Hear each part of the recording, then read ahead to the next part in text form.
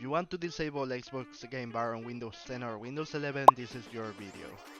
Turning off the Xbox Game Bar can help improve system performance and free up resources, especially if you don't use its gaming features.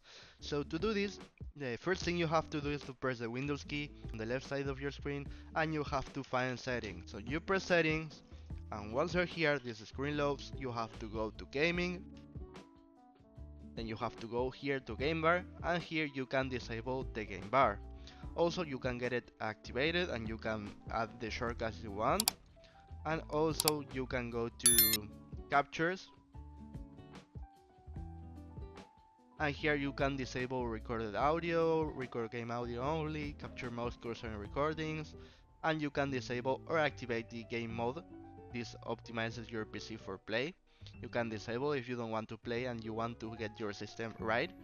So if the video was useful for you, please comment, share, like, subscribe, and press the bell in the subscription button. Goodbye and easy way.